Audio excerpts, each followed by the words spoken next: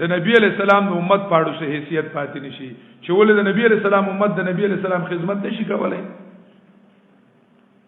د نبی علیہ السلام د امت پاړو سه حیثیت پاتې نشي الله تعالی چې کمنو تر هغه وخت پورې ژوندې پاتې کو خدا سي یو هستی په کاروا د دې غټ دجال د ختمولو لپاره چې داغه نبی علیہ السلام سره مناسبتي او په کمالات د عبدیت کې د نبی علیہ السلام شاګردي خو په نشوي چې د نبی علیہ السلام سره مشابهتي نو په ټولو انبیاو کې د نبی علیہ السلام سره ډیر مشابهت د عیسی علیہ السلام ځکه چې عیسی علیہ السلام هغه چې کمندنو خاتم د انبیاء کرامو د بنی اسرائیلو نبی علیہ السلام باندې ټول انبیاء ختم شوی دي او عیسی علیہ السلام باندې د بنی اسرائیلو انبیاء څه شوی دي ختم شوی دي نو په خاتمیت کې هم د نبی علیہ السلام سره سو مشابهتو نبوت کې هم د نبی علیہ السلام سره سو مشابهتو ویږي کنه او بل خبر داوا چې په روحانیت کې هغه کمال تر رسیدلو تر دې پوري چې هغه کې نطفه د پلار نه و داغي په ځای په کې روح الهي راغله ده فنفخ فيه من روح هغه چې کم دنو راغله ده نو د عیسی علیہ السلام د دجال د ختمولو سره ډیر سو مناسبت ډیرو چې عیسی علیہ السلام چې کمندنو داغي د پاره چې کمندنو اوساتل شي نو په نبی علیہ السلام مراتب د عبدیت کمال ته شو ورسېدل او پچا باندې دجال باندې مراتب د شر ته ورسېدل کمال ته ورسېدل نبی علیہ السلام چې کوم دنو هغه خپل امت نو د نبی علیہ السلام د نبوت کمالات هغه وخت په وخت په امت کې ټول ښکارا کیږي صحیح ده کنه وخت په وخت په امت کې ټول سکیږي چې دجال کومه فتنه چې کوم دنو راښکارا کوي نو دلته به د نبوت کمال ښکارا کیږي دا چې کوم دنو د قران د محدث صفت مطلب دی په قران کې دومره چې کوم دنو دومره سپراتی دي چې هغه لا مونږ اړویلم ندي نه ویل شي ټول تفاسیرو پلکاو تفاسیر لیکل شوی دي په کروڑونو علماو خدمت کړی دي خو د قران کریم چې کمندونو لا صفت اق شان محدث دي هغه څه دي محدث دي ولې چې دلته دجالی فتنه سکیږي نوې کیږي او هغه نوې حربه استعمال ځکه دغه کما شرور خوله روان دي کنه شرونه سکی کار کوي نو دلته چې کمندونو د نبوت کمالات سکیږي کار کیږي دا ټول د نبوت سری کمالات دي نو کپرس کا میدانونو وامه کپرس کا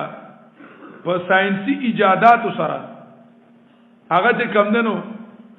خلق گمراه کولو غواړي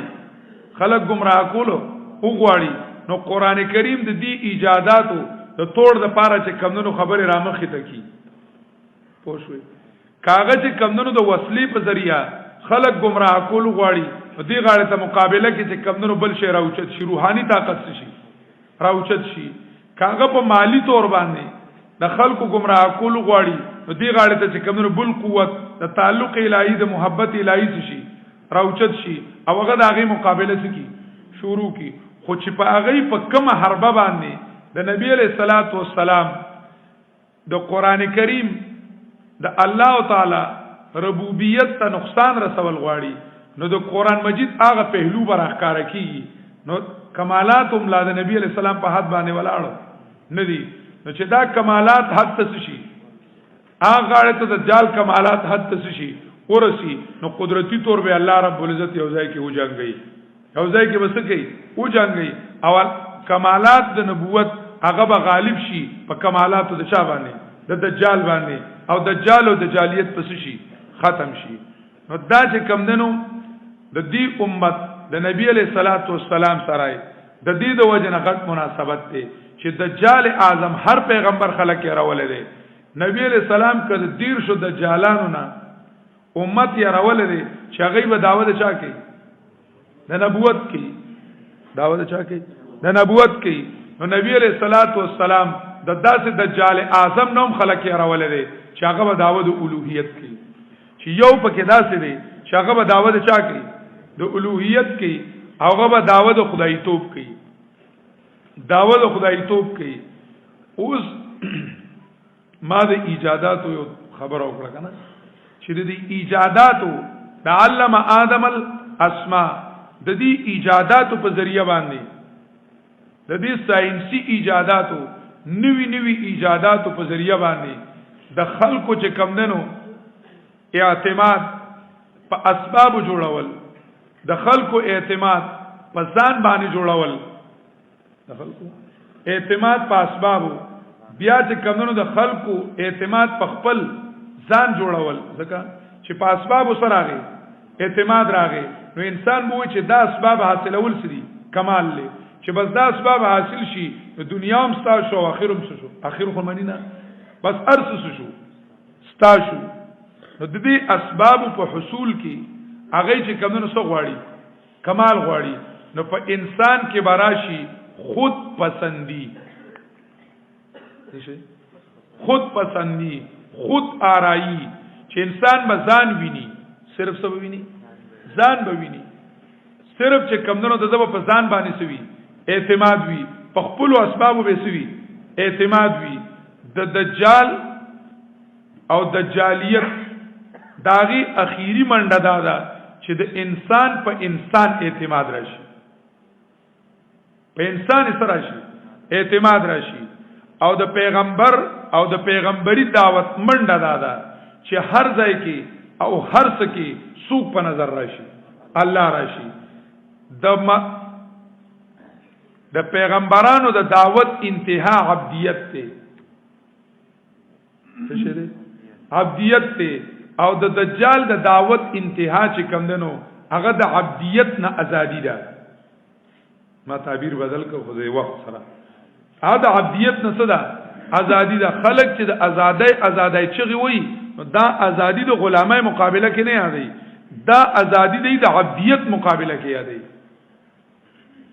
ازادي چې د غلامۍ مقابله کې شي د دې دعوت اسلام ورکي اسلام د چا غلامی نه مني پوهیږي کنه او بل ازادي د عبدیت مقابله کې چې موږ د الله غلامان نه یو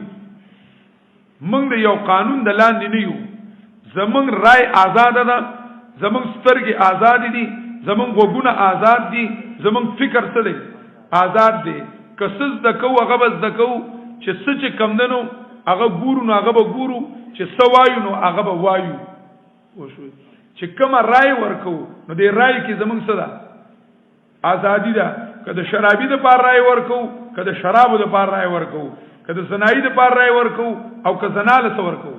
رائے ورکو نو زمونږ رائے کې څه ده آزاد یو صحیح شو کنه